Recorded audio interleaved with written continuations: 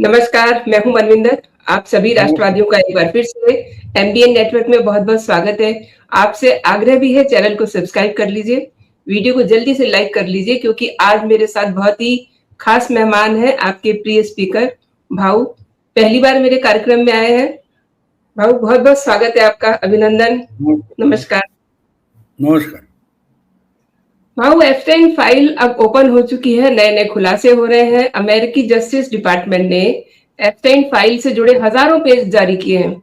इसमें कई high profile हस्तियों के नाम हैं, फोटोज शामिल हैं जिसमें Bill Clinton, Donald Trump, Michael Jackson, Elon Musk और बिल क्लिंटन जैसे नाम हैं।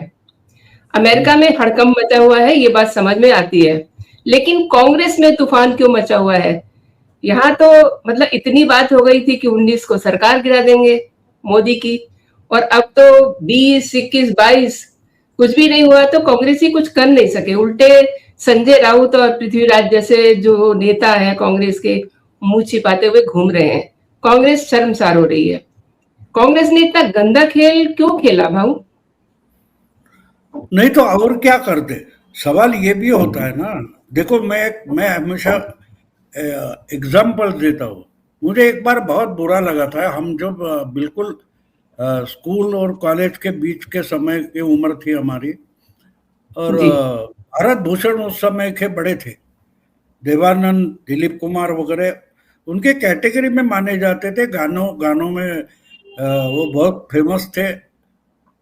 अमिताभ के फिल्म में एक बार एक्स्ट्रा में उनको देखा तो बहुत बुरा लगा था। बहुत बुरा लगा था। एक समय का ये सुपरस्टार है, बड़ी बड़ी हीरोइनों के साथ उन्होंने हीरो करके काम किया है। वो उनकी हालत देखकर मुझे बहुत बुरा लगा था, बहुत बुरा लगा। तो कांग्रेस की हालत वो है आज।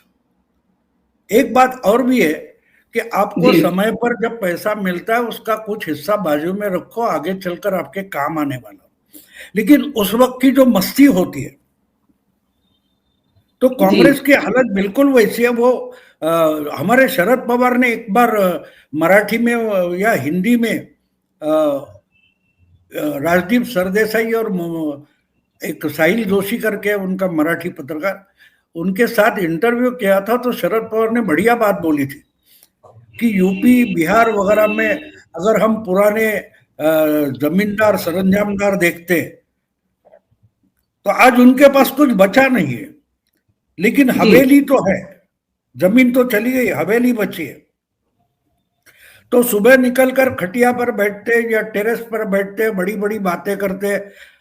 हवेली का दुरुस्ती करना है, मेंटेनेंस करने के लिए पैसे नहीं है। लेकिन बात करोगे, वो पहाड़ दिखाई दे रहा है, वहां से ये नदी तक, वहां से ये सब वहां तक, ये सब हमारा था। तो था जी और है, इसमें जो फर्क होता है वो अगर आप एक्सेप्ट नहीं करोगे तो उसके परिणाम तो आपको भुगतने पड़ेंगे।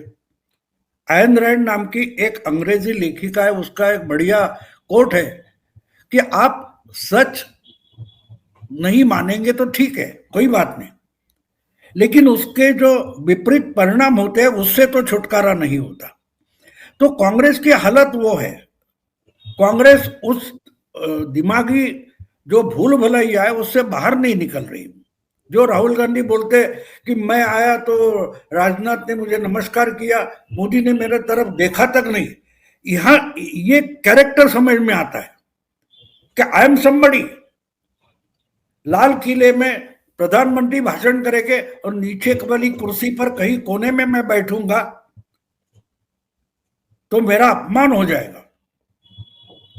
ये जो माइंडसेट है उससे अगर वो नहीं निकलेंगे तो नहीं लड़ पाएंगे, लड़ नहीं पाएंगे। जीतना तो बहुत दूर की बात है, आपको लड़ना पड़ता है, उसके बाद जीत सकते हो, वरना गाली गलौज करते रहते। आपको एक और रेफरेंस दे देता हूँ, मिले तो शायद ढूंढ लेना।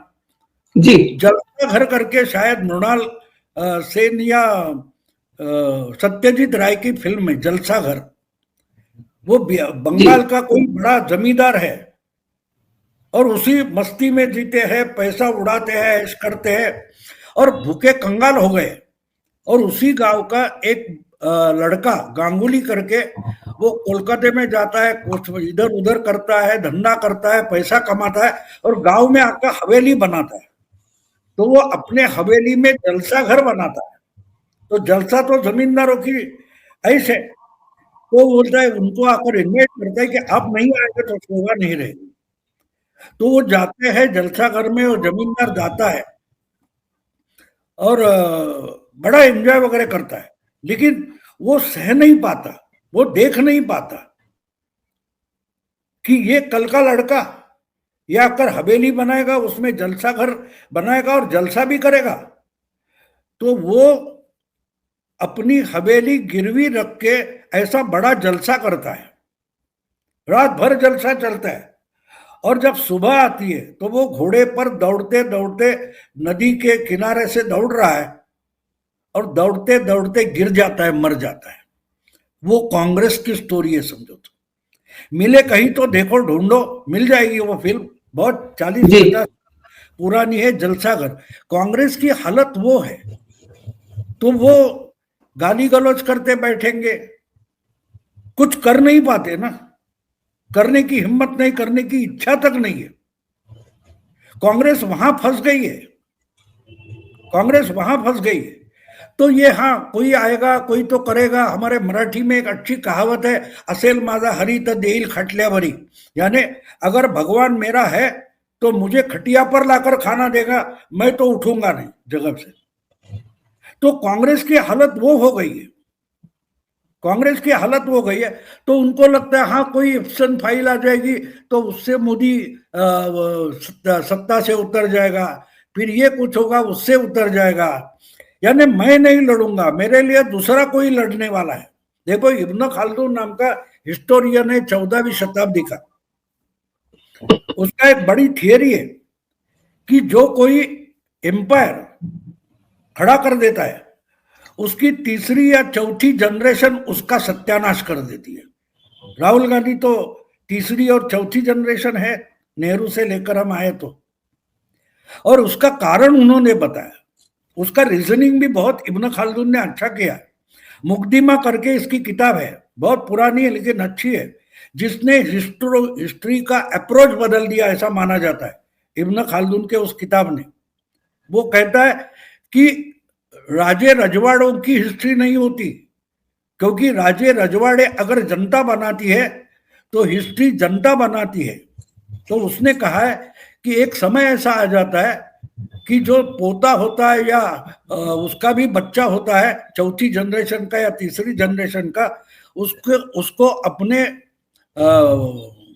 जो मूल पुरुष है एम्पायर का, समझो बाबर है, तो बाबर लड़ा, उसको जख्म हुए, उसके पोते को शर्म लगती है, ये लड़ा क्यों?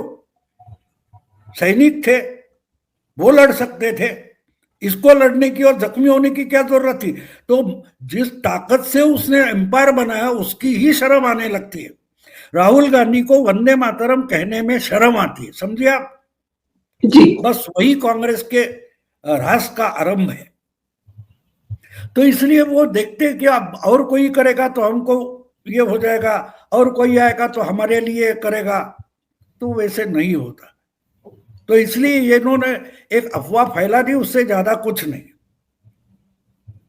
लेकिन भाऊ, ये जो जिस तरीके से स्क्रिप्ट लिखी गई, एक तरह से टाइम बॉम्ब स्टोरी कहें या टाइम बॉन्ड स्टोरी कहें, इसमें तारीख दे दी गई, तो आपको नहीं लगता कि इनकी जो साजिश थी वो बिल्कुल फ्लॉप हो गई? मतलब अब तो इन्हें सिर छिपाने की भी जगह नहीं मिल रही है, कोई सिरा पकड़ में आ रहा है?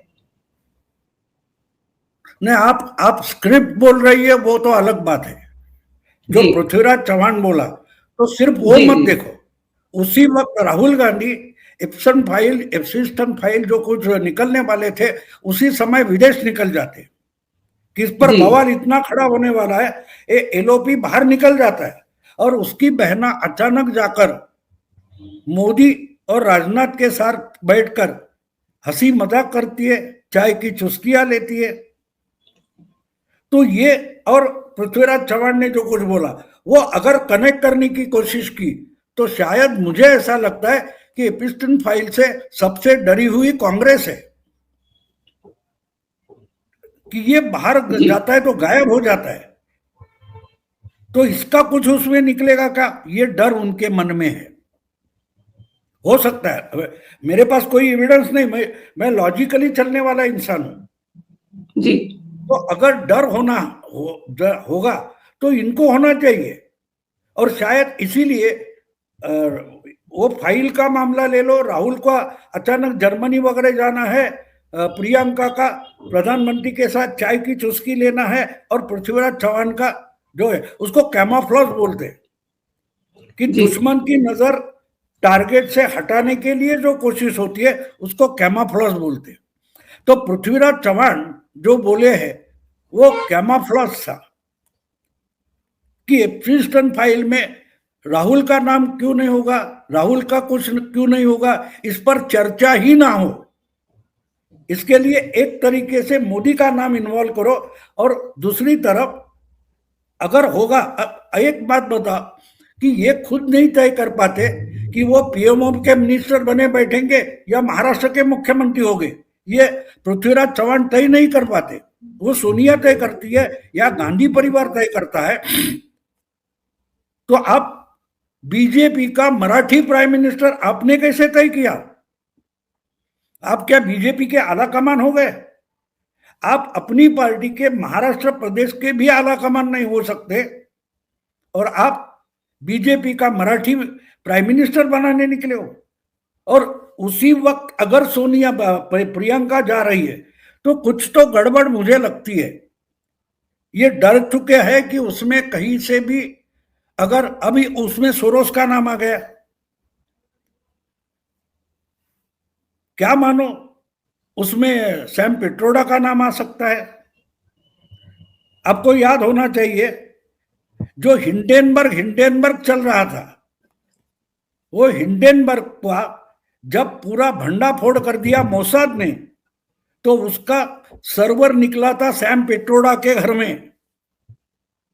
जो सर्वर हैक किया मोसाद ने वो सैम पिट्रोडा के घर का था। तो सैम पिट्रोडा के कनेक्शन कहां तहां का पहुंचते हैं। अगर सर्वर है तो वो बिल गेट्स तक पहुंच सकते हैं, इलॉन मस्क तक पहुंच सकते हैं, एपिस्टन फाइल तक पहुंच सकते हैं। तो राहुल की बात तो अलग है, वो जहां खुश होते तो डुबकी मार लेते, तो वही भी कहीं डुबकी मारी होगी, और मारी है तो उसका डर तो होगा। ब्लैकमेल का मतलब क्या होता है? ब्लैकमेल का मतलब मैं बोलूंगा, अब आप समझेगी, बाकी कोई नहीं समझेंगे, उसको ब्लैकमेल बोलते हैं। तो जिसको उसका धागा पता है वो डरेगा, मोदी क्यों डरेगा? मोदी उठकर जॉर्डन गए, उधर और कहीं गए, बात साफ होती है ना। तो कहने का मतलब ये है कि मुझे लगता है कि कांग्रेस में, एक तो ये बात है एपिस्टन फाइल, और दूसरी बात मुझे लगती है कि कांग्रेस में राहुल से तंग आ चुके बहुत सारे नेता है, वो राहुल से छुटकारा चाहते, लेकिन पार्टी नहीं बदलना चाहते। अभी भी ट्राई करे तो पार्टी खड़ी हो सकती है, यह संभावना है। ममता बनर्जी क्या है? ममता बनर्जी कांग्रेस से अलग हो गई और वहां की कांग्रेस ही उन्होंने टीएमसी करके कन्वर्ट कर ली।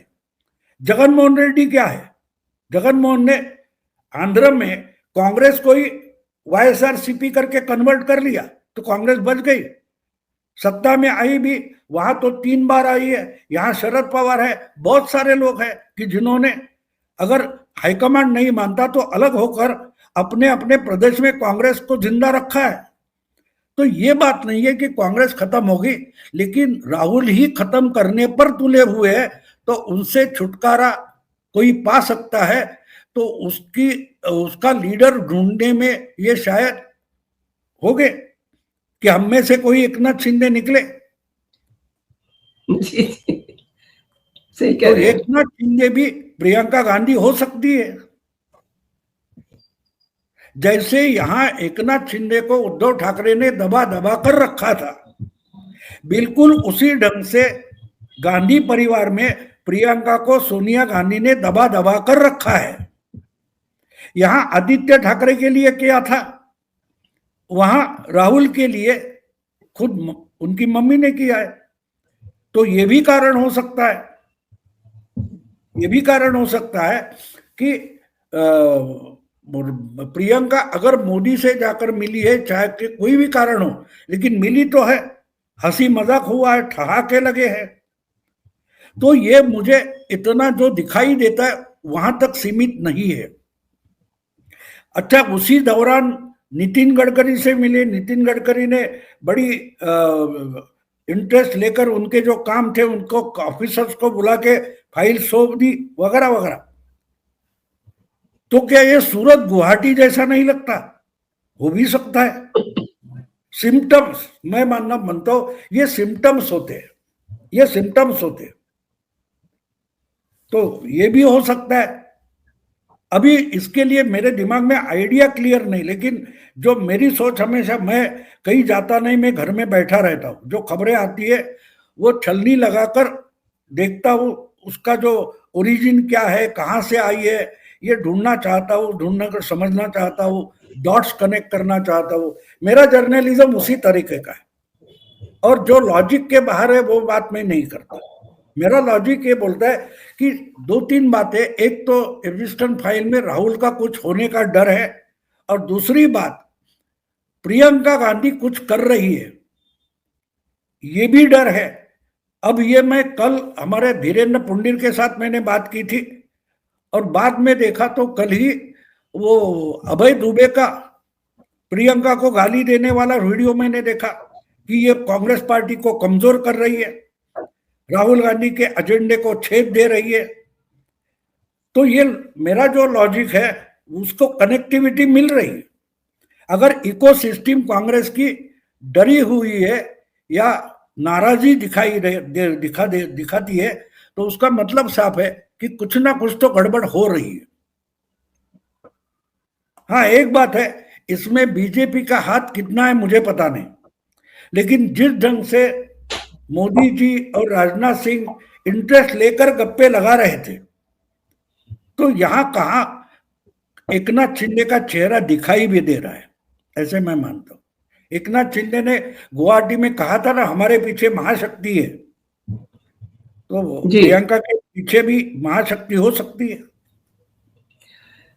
लेकिन भाऊ, कांग्रेस में दो फाड़ का इशारा तो मोदी जी ने उस दिन दिया था जिस दिन वो बिहार जीत करके आए थे। उन्होंने मंच से कहा था कि जल्दी कांग्रेस में दो फाड़ होंगे। तो इसको आप कहीं रिलेट कर पा रहे हैं, ये जो चाय पानी वाला प्रोग्राम था प्रियंका का? ना, उनके पास कुछ होगा उस वक्त। देखो, एक कपड़ा फटता है ना तो एक छोटा छेद होता है, आप उसमें उंगली डालो तो चौड़ा हो जाता है, तो उस वक्त वो छेद होगा छोटा सा। अभी ये चाय की कप वहां ये हो गई है, तो मुझे लगता है कुछ और एक बात होती है। देखो, लोग जो बचाना चाहते कांग्रेस को, ऐसे लोग कांग्रेस में बहुत सारे हैं, अच्छे लोग भी हैं जो पार्टी चलाना चाहते। आप हमेशा तलवार निकाल कर बैठोगे कि सामने वाले से बात कैसी होगी? मोदी जी ने पाकिस्तान को साफ साफ कहा कि पानी और खून साथ साथ नहीं बहेगा। आप तलवार लेकर खड़े हो जाओगे तो बातचीत तो नहीं होगी। तो बातचीत हो सकती है, ये बताने की कोशिश शायद प्रियंका कर रही है, और बातचीत होगी तो पार्टी के लिए, पार्टी के अभी 99 एमपीज है लोकसभा में, राज्यसभा में समझो 125 वगैरह कुछ हो गए, उनकी भी कहीं ना कहीं उनके काम होते हैं। वो अगर सरकार के साथ समन्वय हो तो वो काम में मदद हो जाती है। आप हमेशा तलवार लेके खड़े रहो तो कुछ होने वाला नहीं है। तो शायद ये भी तरीका होगा कि भाई समन्वय कर सकते हैं, संघर्ष की जरूरत नहीं है।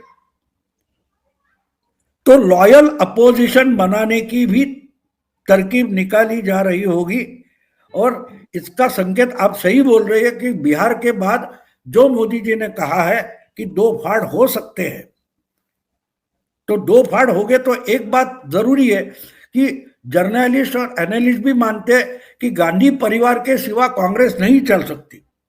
तो इसमें अगर प्रियंका लीड करती है तो गांधी परिवार रह जाता है। हाँ, लेकिन गांधी परिवार पूरा का पूरा नहीं होता, वो गांधी परिवार गांधी वाड्रा भी हो जाता है। और शायद सोनिया जी को उसका ही डर है कि बेटी दामाद की ज्यादा सुनती है हमसे, ये भी उनका प्रॉब्लम हो सकता है। और दूसरी बात होता है कि मोदी जी का जो तरीका है, अमित शाह का जो तरीका है, वो बातें नहीं करते, गंदे शब्दों का इस्तेमाल नहीं करते, ऑफेंसिव नहीं बोलते, लेकिन बहुत भेदक काम कर जाते हैं। आजकल पिछले 4-5 साल से कोई वरुण गांधी का नाम तक नहीं ले रहा है। पिछले चुनाव के बाद मनेका हार गई, मीडिया से ये दोनों नाम गायब है। तो खत्म करने की जरूरत नहीं होती, मार्जिनलाइज या न्यूट्रलाइज किया जाता है। पॉलिटिक्स शतरंज के खेल जैसी होती है, जहां राजा को मारा नहीं जाता, प्यादे मोहरे मारे जाते हैं। राजा हार मान लेता है, गेम वहां खत्म हो जाता है। तो मोदी और शाह कोई साधु संत नहीं है, वो पॉलिटिशियन है। गेम तो खेलेंगे, गेम तो खेलेंगे। और ये एक बड़ा गेम हो सकता है। आपने, जो मेरे दिमाग में नहीं था, अच्छी बात आपने रेफर की कि बिहार के बाद मोदी ने बोला था 2 फाड़ हो सकते हैं। तो उनके पास अभी, उनके हाथ में इतनी बड़ी मशीनरी है, तो छोटी छोटी बातें भी सिलेक्टिवली उनको समझाई सुनाई जाती होगी, तो उनके पास खबर होगी कि भाई यहां कुछ गड़बड़ है।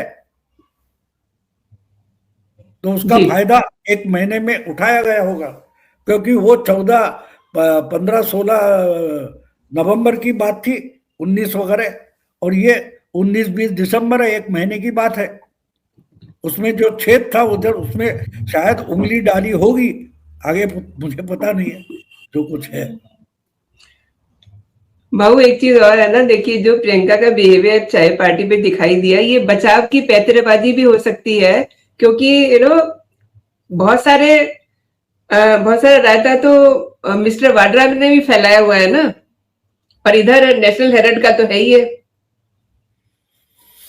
नहीं, उस नेशनल हेराल्ड में प्रियंका नहीं है, मेरे ख्याल से नहीं है। लेकिन वाड्रा ने जो जमीनों के हेर फेर किए हुए हैं, वो भी मामला चल रहा है ना, वो भी फाइल खुली हुई है। नहीं, वो फाइल चलती रही, बहुत सारी फाइलें होती है और चलती रहती है। जी जी। ये तो देखो, ये गेम होता है पॉलिटिक्स, बड़े स्टेक्स का गेम होता है, वो इतनी आसानी से चलता नहीं, चलाया जाता नहीं।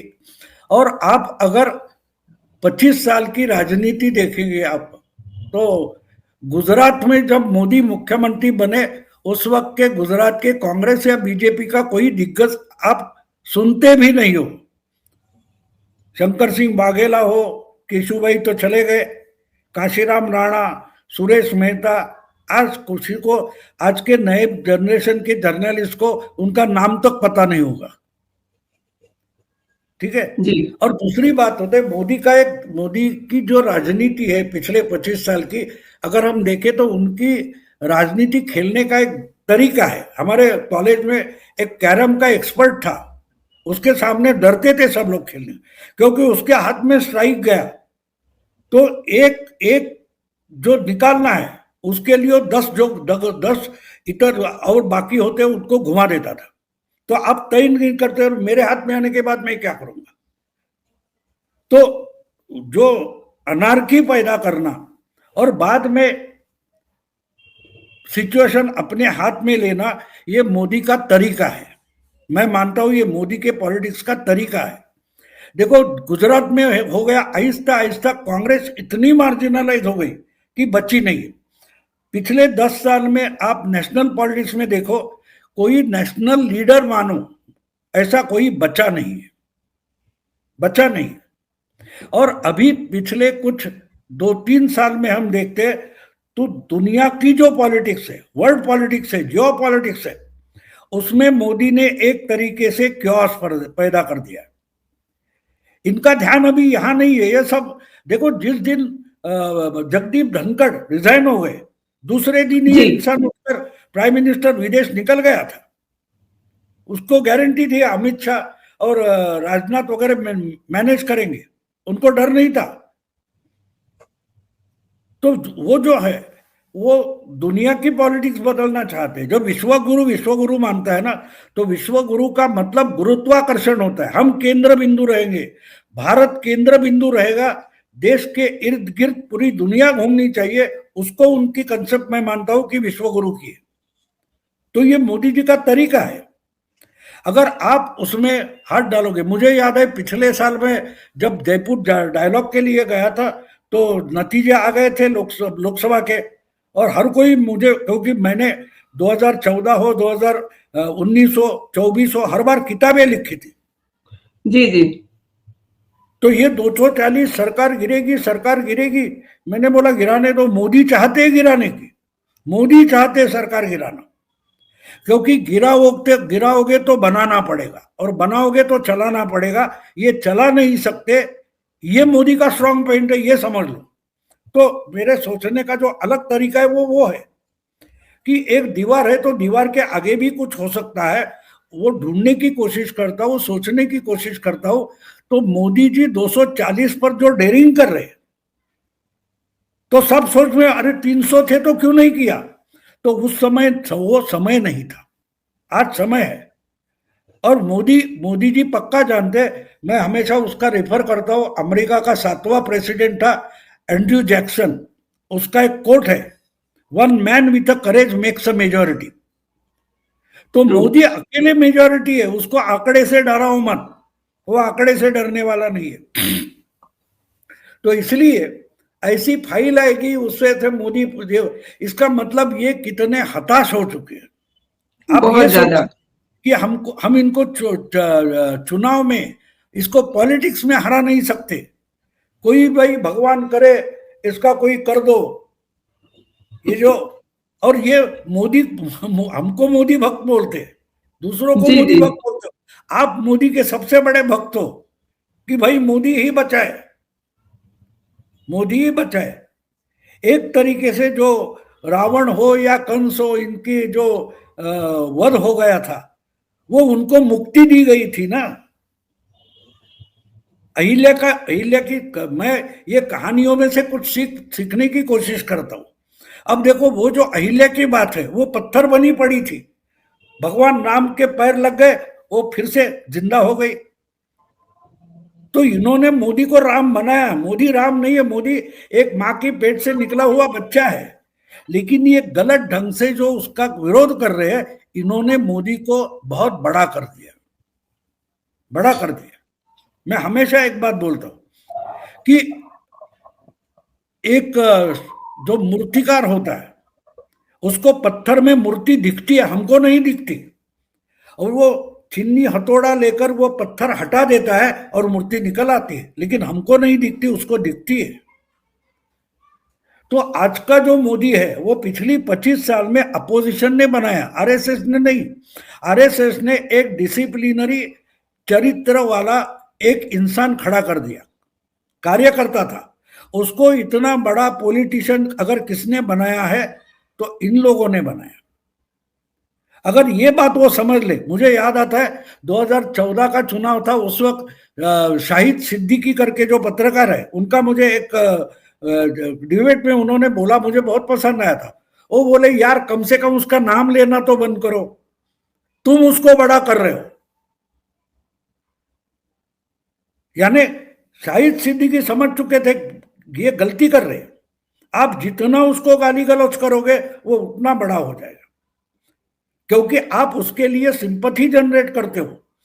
और शायद किसी ने राहुल को वही बोला है, तू कुछ भी करते जा, तुझे अरेस्ट होनी चाहिए तो सिंपैथी जनरेट होगी। लेकिन मोदी भी बड़ा चालाक पॉलिटिशियन है, वो उसको अरेस्ट नहीं होने, वो अरेस्ट होने नहीं देगा, ये भी आप समझ लो। क्योंकि जब तक राहुल वहां है तब तक कांग्रेस की गड़बड़ वो करेगा। तो ये, और हम पुरानी कहानियों के तरफ जाए तो घटोत्कच जो भीम का पुत्र था, जो हिडिंबा नाम की राक्षसी से पैदा हुआ था, तो जब वो महाभारत की कहानी जो है कि महाभारत की लड़ाई में वो जख्मी हो गया, तो मरने वाला था, तो भगवान श्री कृष्ण थे, उन्होंने उसको एडवाइस किया कि तेरे को वरदान है, तू जितना चाहिए बड़ा हो सकता है, तो जब तक जान नहीं जा रहे बड़ा होते जा, और जान जाएगी उस वक्त सामने की तरफ गिर जा। राहुल गांधी एक तरीके से कांग्रेस और अपोजिशन के लिए घटोत्कच बन गया। उसने पहले कांग्रेस का सत्यानाश किया, अब बाकी अपोजिशन पार्टीज का कर रहे हैं। क्योंकि मैंने इस पर किताब भी लिखी है मराठी में, 21वीं सदी का घटोत्कच, कि ये जितना बड़ा हो जाएगा लेकिन कहां गिरना है ये बताने वाला श्री कृष्ण उसके आसपास नहीं है। ये प्रॉब्लम है राहुल गांधी का। तो ये अपने ही लोगों का सत्यानाश करते जा रहा है। देखते क्या होता है। कि आपने मेरे लिए समय निकाला सर, और मेरे शो के लिए समय निकाला। बहुत बहुत धन्यवाद आपका। जय हिंद, जय भारत। मेरा